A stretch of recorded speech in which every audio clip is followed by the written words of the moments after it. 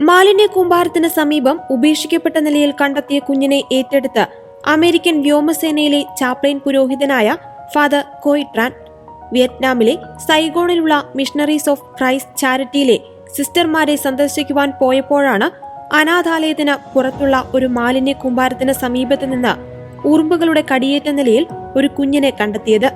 ഉപേക്ഷിക്കപ്പെട്ട നിലയിൽ കണ്ടെത്തിയ കുഞ്ഞിനെ സിസ്റ്റേഴ്സ് ഉടൻ തന്നെ ഏറ്റെടുക്കുകയും സംരക്ഷിക്കുകയും ചെയ്തു.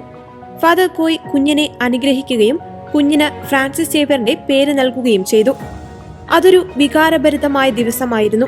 സിസ്റ്റർമാർ പരിപാലിക്കുന്ന ഒരനാഥാലയത്തിന്റെ സമീപത്തുള്ള മാലിന്യ കൂമ്പാരത്തിൽ നിന്നും ഒരാൺകുട്ടിയെ ഞങ്ങൾ കണ്ടെത്തി.